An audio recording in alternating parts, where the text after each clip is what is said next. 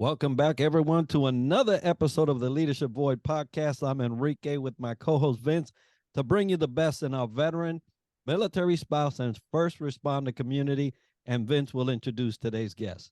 Thanks, Enrique. We're closing out this month of April with this young man right here, Alex Ramos. Guess who he is? He's the founder of Lead Without Fear. Here's from right here back the street of Orlando. Alex, first, let's start off. Tell us a little bit about you. Yeah, first off, Vince, thanks for rolling your R's. That was outstanding, because I go by Alejandro Ramos. But if you can't roll your R's, you can just refer to me as Alex or Fabio, which was my call sign as an aerospace physiologist in the Air Force. That's a story for offline.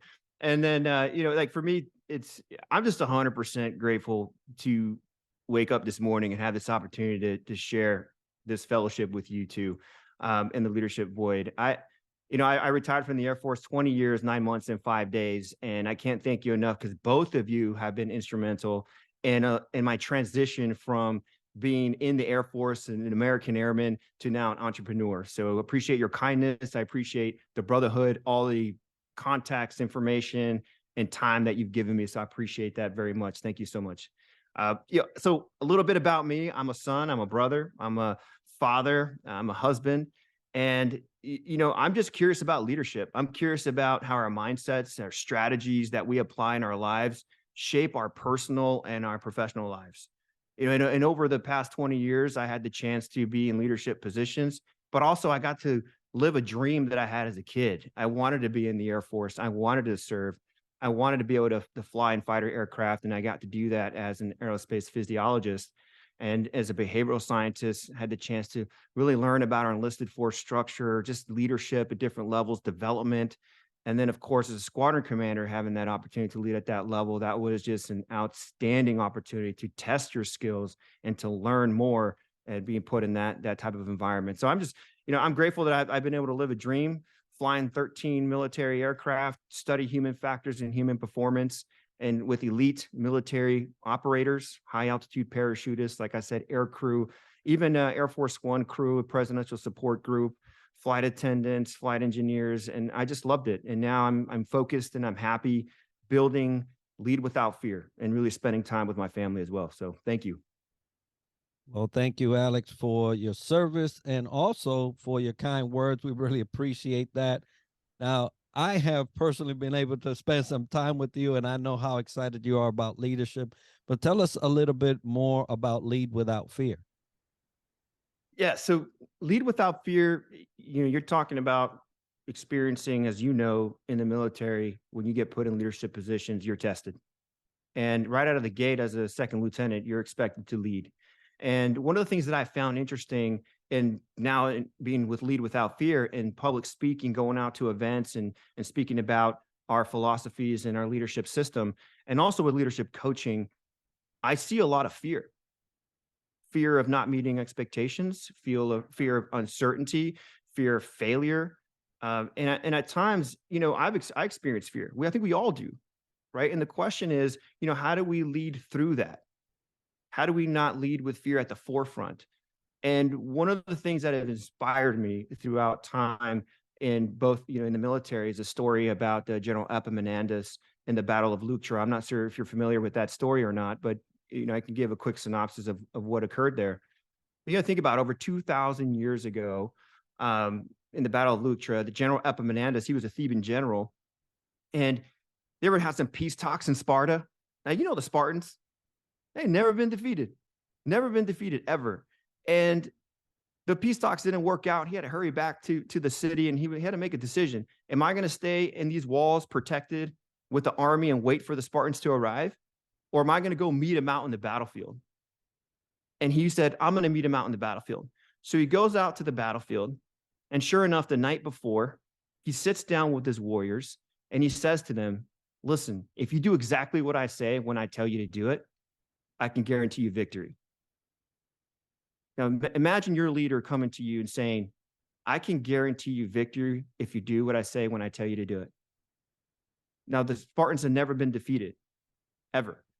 So he sits down with them. Of course, everyone says, yes, of course, we'll do it. What is it that you want us to do? And he says, okay, when I give the signal, which is to raise the shield over my head, all I want you to do is to take one step forward in unison and push the enemy back just 1 foot. That's all I'm asking you to do. Will you do that? Aye. They're like, yes, of course we'll do it. So the next morning, the next day they go out there and they're face to face. They used to fight. They had a line, right? They had a row, and then they would have another row, and they would just walk towards each other, and they'd shield to shield, okay, pushing up against each other. And what I found interesting about it is General Epaminondas waited for everybody to be tired. You ever done wall squats? You know how you get that burn? Imagine pushing up against all these Spartans, shield to shield. So he waits till everybody gets totally fatigued, totally tired, and then he lifts his shield over his head. And his warriors, remembering what they had promised, which is, we will step forward as a team together, summoned all of the energy, everything they had in their body. They were fatigued, so tired, but they summoned every ounce of energy, took one step forward, broke through the line, and a rout ensued. They defeated the Spartans for the first time. And so when I think about fear and I think about leadership, it's being able to create that level of belief where you have that level of trust that your team and you are right there in it, and you're stepping forward together in unison. Even if all the odds are against you, you know what to do, you know how to do it, and you believe you can do it. So that's kind of the essence of Lead Without Fear.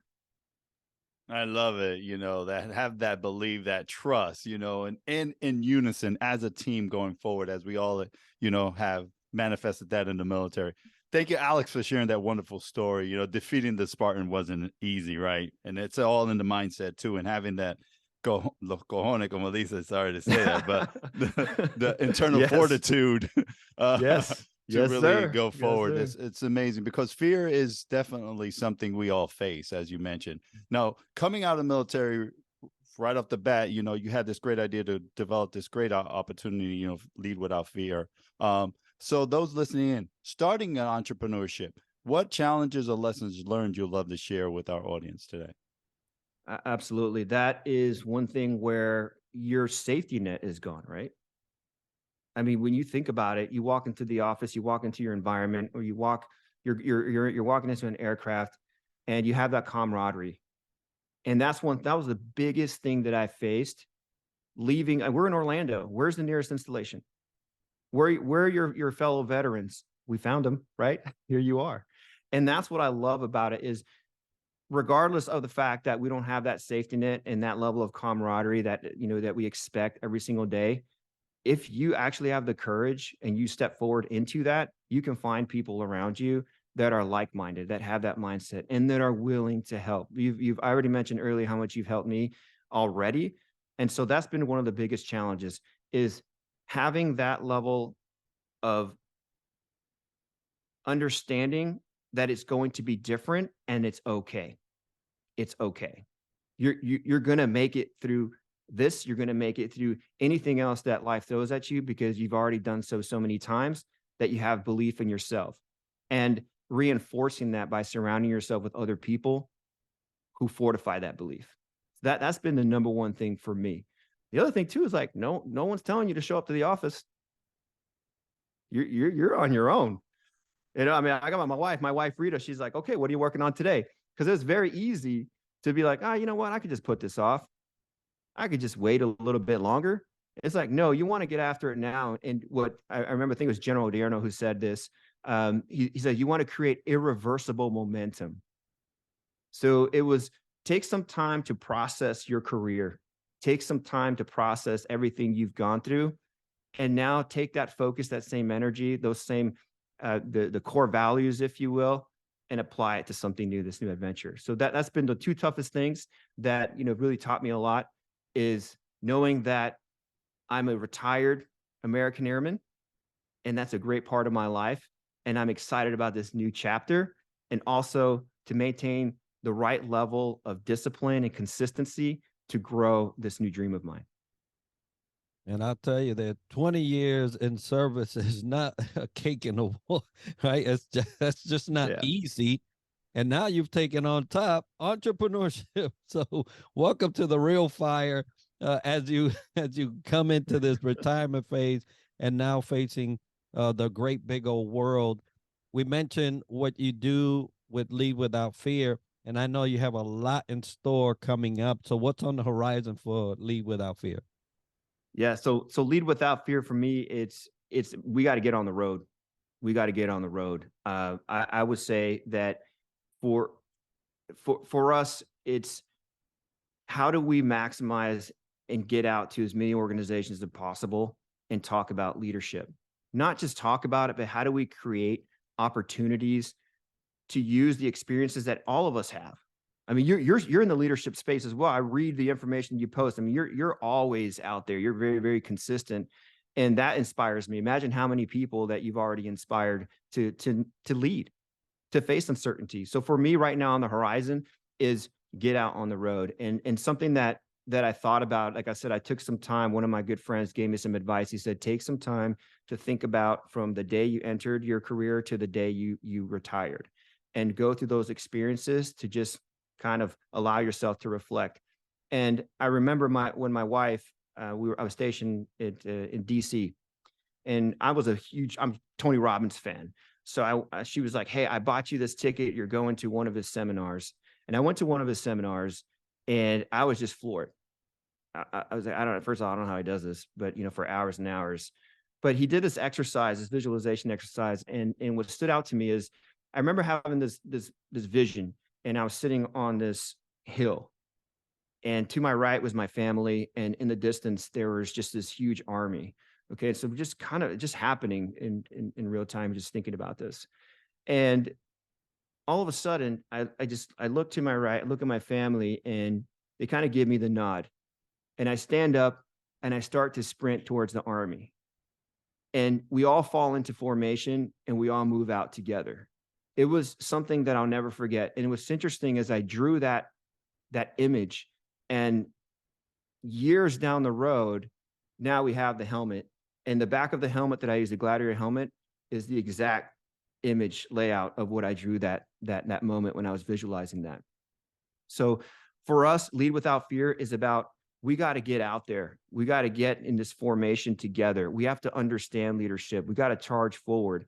We have to start, hanging out with like-minded people, share information, knowledge, and experiences that we have. Similar to the story I just told about Epaminondas. Like, how do we get that level of trust and belief in the people of our organizations and our leaders out there to be able to lead without fear? For people to believe in what it is that you do for a living, what you're committed to by your organization, and also obviously your personal life and what you're trying to accomplish. So yeah, that's really what's on the horizon. The mobility will happen, Alex. I'm just going to put it out there. You're a great storyteller. You have great impact. I can feel your energy through this podcast.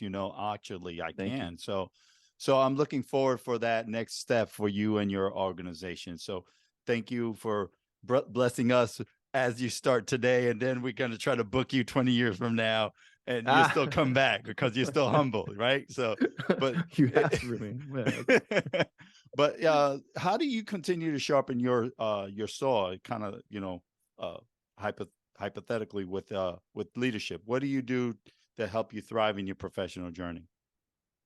Yeah, that is an outstanding question, because we are submerged and surrounded by leadership information. I mean, if you go to the bookstore, you can nowadays you can find anything. You can even go to ChatGPT, ask it something about leadership, new AI software. It'll tell you exactly what you need to say. And you're like, okay. So, which is also a little bit kind of interesting too, as a side note. But ultimately, what's driving me to continue to sharpen my skill sets is the fact that when we kind of go back to the pandemic, you remember that, how scary that was. And you know this from Tripler Medical Center. So I got COVID, and I spent 6 days in the hospital at Tripler, and I had my oxygen, and I was getting to the point where they were like, look, if it gets a little bit worse, then you get into ICU territory, but you're not there yet, but you're getting close. And I started getting a little nervous. I was like, okay, you think a lot when you're alone, and you're struggling to walk to the restroom. You're struggling, your O2 saturation drops, and you're really fatigued. You're coughing. It's not a good place to be. And I didn't have it as bad as other people did. And obviously we lost a lot of lives. My point is that it really reshaped what the skill sets I'm sharpening, and what am I using to sharpen those skill sets? And so when I do the standard growth mindset stuff, okay, let's face it, I read, I listen, I learn, I apply. Then I assess the result, because things don't go always the way you planned, right? No plan survives initial contact, as we used to say in the military. And then you learn from that, and then you adjust fire, you adjust, and you apply again, right? That's kind of what you do. But what's really helped me out is, I focused a lot on philosophy. I had Stoic philosophy, Marcus Aurelius, Epictetus, Seneca, Rufus, and more recently Ryan Holiday. A lot of his books that I really truly enjoy reading, and it's about guarding my brain. That's what I do. I guard my brain. What's going to come into my brain? What do I allow that's going to go into my brain? Who do I speak with? What are their attitudes? What do they care about? This is why I feel enriched and I feel so strong after our conversations. I think, Enrique, we had a 3-hour conversation over a cup of coffee, and I always get, look, I get the goosebumps because I feel inspired. So in order to continue to sharpen those skills in your professional life and your personal life, it's, you have to hang out with the right people. What is it that you want to sharpen? Find the right people, and then you go ahead and you do what you need to do. Now, I'll share this with you. It's kind of comical. My wife always says that I have the man crush of the month. And yeah, okay, the man crush of the month. And she said to me, she's like, look, one day you're on, Jocko Willink, and then, you're Gary Vee. And so I will just spend some time, like a month, just listening to actual information, and then I try to apply it. So right now I'm on Andrew Huberman, the Huberman Lab, really great information. And so it's one of those things where I'm trying to apply that to my morning rituals and to really get my mental health and my physical health and my spiritual health on track. And leadership definitely has its weapon, right? But we're always not wielding the weapon. A lot of times we're on defense, and guarding that mind, guarding that heart as a leader is so critical. And so I'm glad that you shared that. As you was growing up as an airman into your post and position as squadron commander, you must have received some great advice from some great people that maybe you can share with an emergent leader today. What would that be? I've had some great advice going through the ranks, and I've had to use it. And I think that's the point. There's going to be, someone's going to tell you something and it's going to resonate with you. And sometimes someone's going to say something and it really doesn't, but maybe later on it does. And that's one of those things. So I always say, listen. It's okay to listen. It's free, by the way. So just listen, non-judgmental, soak in the information. If that person is willing to share their wisdom with you, then take that wisdom. It's your choice to use it or not, but at least listen. So as an emerging leader, I think there's two things, right? So an emerging leader, what is an emerging leader? I almost look at it like somebody who's just starting out. And then I look at it as somebody who it has been in the position, right, as a leader, but is starting to gain momentum and strength. Okay, so those are the two areas. So I think for the new leader, I would my advice to a new leader would be master your emotions and practice courage. Master your emotions and practice courage. The word courage is tied to the French word courage, which means from the heart. So lead from your heart, practice courage, and master your emotions. Because I guarantee you, things are not going to go the way that you expect them to go a lot of times. And that's going to lead to frustration. That's usually the definition. Things aren't going my way, so I'm frustrated. So master your emotions before you go to your team. Think about what those emotions mean to you. Think about how you want to approach those emotions, come from a place of understanding and grace, and then practice courage to do something about that, right? So that'd be what I would say. There's a book called Power versus Force, and they talk about these energy states. I use this as a squadron commander, especially working. I was a technical trained squadron commander, so I had 300 airmen under our squadron, and we had up to 900 to 1,000 airmen on campus at one point. And one of the things that I've noticed when things would occur where some disciplinary issues, bring the airmen in and we talk to them. And a lot of times they were coming from places of guilt and shame. or their pride was hurt. And it's like, well, what do you want to do about that? How can you face this? What are your strengths? What have you done previously that has helped you overcome adversity? And I remember one student tell me about him throwing a touchdown pass in a game. And I was like, I need that person to show up. I need that person to show up. You got to have the courage to be that quarterback in that game. And I need you to show up as that person here today. And that's how you're going to get through this course. So I think for me, it really is for these leaders and emerging leaders is to practice courage. All great things start with courage.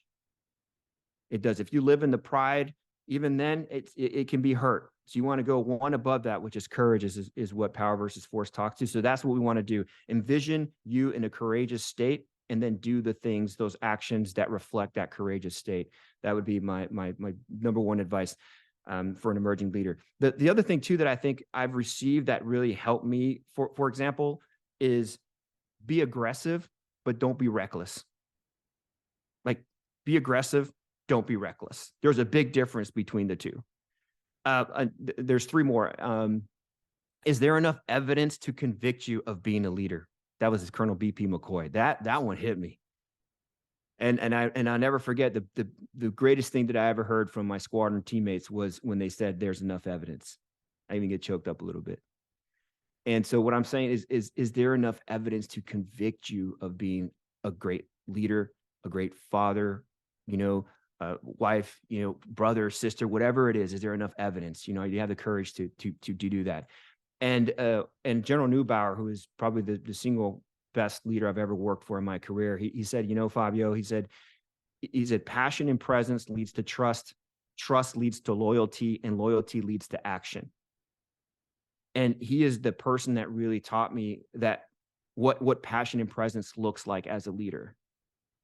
So that touched me at a deeper level where I was like, oh, we're about to go to a level I didn't even know existed, but it took him to show me. And the last thing I would say to any leader, don't sacrifice your family. Don't sacrifice your family. Like, speak to them and help them understand what you're going through. For example, when you're a commander, you have long hours, you're going to miss dinners, you're going to miss things. But there are other people who deployed for years on out. And, you just got to make sure you have a strong system at home so you don't sacrifice your family. Alex, all I got to say is this is a podcast in itself about this advice and these great pearls of wisdom you just shared. I think you just redefined the discipline you gave that airman. You kind of like, you gave him an opportunity to present his strengths, to present his courage, and really readopt the new definition of that word discipline as we look at it as a negative, and you kind of made it a positive. So kudos to you as a squadron commander and everything you shared, and everybody listening in will definitely, as I have some great pearls of wisdom that can use to move forward in their future. So appreciate all those. Now, I'd love to hear a memorable leadership aha moment that you had to share with our audience as well. Yeah, wow. There's a few of them. Some of them weren't very pleasant because it really took self-reflection as to, what's the motive behind the behavior. So, for example, it's a competitive environment. And one thing that I learned that was an aha moment for me was from Colonel John Boyd, who was instrumental in fighter aircraft in the F-16, which is my dream jet, by the way. And he said, to be or to do. Do you want to be somebody? Or do you want to do something? And it was General Neubauer, like I mentioned. I'm going to mention him again because this is what I mean by somebody in your life that inspires you to be better. Like that's you are that. Anybody who's listening in your podcast, you have a great audience. Anyone who's listening to this podcast, I want everyone to understand that you are that person for somebody, and you show up as that person for somebody. And when he told me that, he said, listen, do you want to be somebody? You want to do something? He's like, do you understand the difference? And I was like, no, sir, what is the difference? And he said, when somebody wants to be somebody, it's about rank. It's about position. It's about, me. Or you can do something, and it's not guaranteed that you'll ever make rank. It's not guaranteed that you'll ever get that position that you want or that assignment that you want. But when you look back, you'll say to yourself, I did something. I was part of something. And that's, to me, is no regrets. It's about that team. It's about the mission. It's about what it means, in this case, to be an American airman. So that aha moment is what you take into your organization. And I'll give you an example. I work with human factors and human performance. And when you lose a jet, you can replace metal. They're pricey, don't get me wrong. But when you lose a life, it's tragic. It is tragic. So every part of me and our teams and any person in that community knew that whatever you did mattered.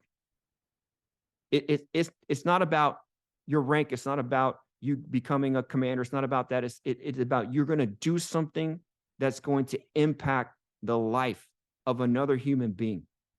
So to master that and become the best at that, to me, that was an aha moment in leadership. It's not about you. It's about the team, but it is about you in the sense of you growing and developing and being able to self-reflect and grow from the things that you got to hear that sometimes are tough. I heard some tough things, and I had to process that. So that, to me, is the biggest aha moment. Do you want to be somebody, or do you want to do something? An absolutely powerful aha moment. As leaders, doing is so impactful, and it causes change, right? And that those changes are what we see metamorphosize into the something greater than what we ever had imagined. And that is where the power lies. Now, we're talking about a lot of strategies of how to be the best version of a leader that you can be. We just spoke about the potential of an impactful change. When it comes to strategies and times of change and challenges, how do you strategize around those moments? Yeah, so I'm going through it now, right? It's one of those things where you have to remain agile. You have to remain flexible. And really, I think it's about change and challenges. It's about creating belief. It's just an opportunity to create belief.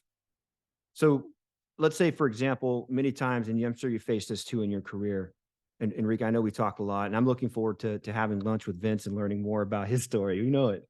And I hear your stories, and you've created belief in so many people. You've even created belief in the leaders who put you in positions where you're like, wow, am I ready for this? Well, they believe you're ready for it.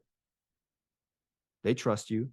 So for me, change and challenges is really about creating belief in yourself and in others. It's about controlling what you can as a team or in yourself, and knowing that there's things that are outside of your control. And that's okay. But own what you can. And we say this a lot, but the question is, do we sit down and actually write it out? This is what I'm responsible for, what I own, what I can control. This is write it down. Let's just not talk about it. You got to write it down and figure out what is internal and what is external. And that goes back to sharpening your skill sets, right? As we talked about earlier, which was, when I read, I'm reading for a reason. I'm reading to try to derive something from that and then try to apply it and see if I get a result that I'm looking for. So really control what you can control during the change and during the challenge. And this one, for me, the past 3 years has been a game changer. This is a game changer for me. Understand our emotions.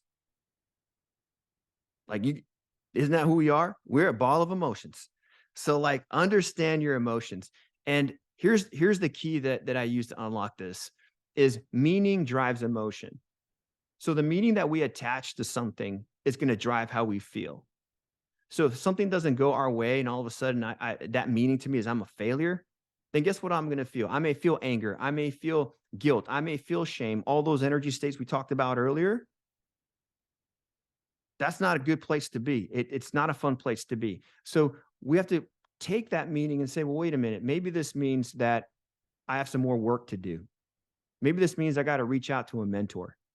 Maybe this means that I can take this and show my team how to grow through this situation, this challenge, and this particular change that we're undergoing at the moment. And all of a sudden, you start to see already just talking about it, like, you know what, I can do this. There's a difference. So that was a game changer for me. Another one, and I see this a lot in what you post, is show yourself and others grace. Compassion, kindness. Like, focus on those things. Don't forget to lead.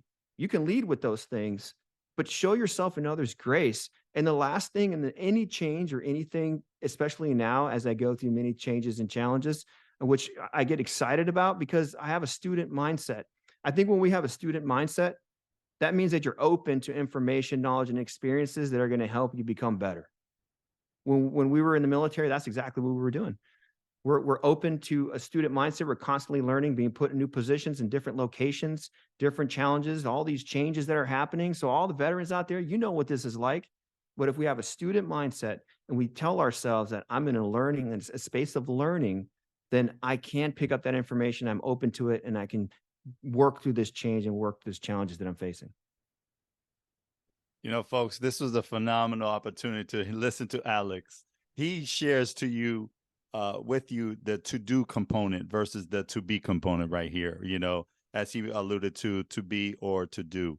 One thing he shared. I think Lead Without Fear is the opportunity to create belief, as you said early on. So it's a great opportunity for us to have you on our show, and folks listening in. And before you go nationwide and international, how do they contact you or Lead Without Fear?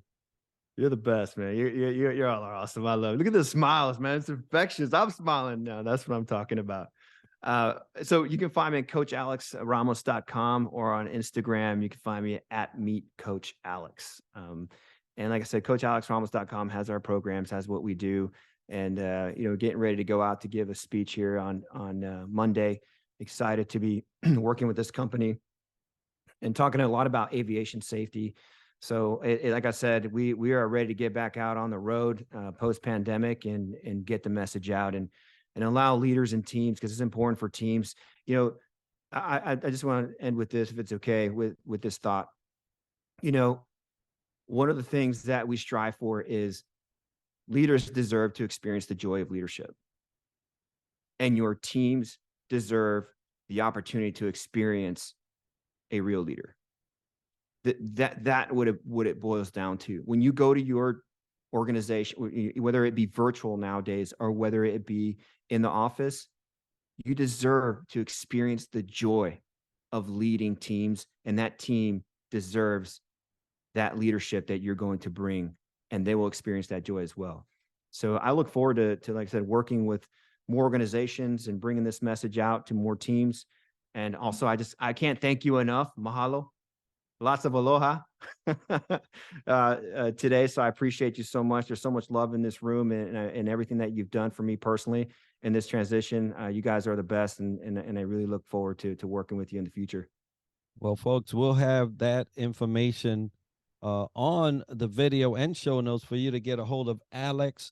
And if you want to get a hold of the Leadership Void podcast, the leadershipvoid@gmail.com is where you'll send that correspondence.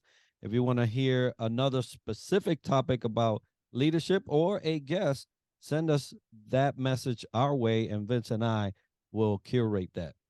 Absolutely. But we want to actually just say thank you, Alex. Thank you, Alex, for recognizing the work that we do and the work that has really inspired you. It means a lot to us as well. So just don't want to let that go by. But just, again, gracias from the bottom of our heart as well. And from the bottom of our heart, we want to thank our sponsors, right? We want to thank VEI, Triple Nickel, and FAVOB for sponsoring our great show. But today is all about Alex Ramos and everything he's doing with Lead Without Fear all around the country. And we're looking forward to seeing you and breaking bread soon, brother. But much success in your future. Thank you. Thank you so much.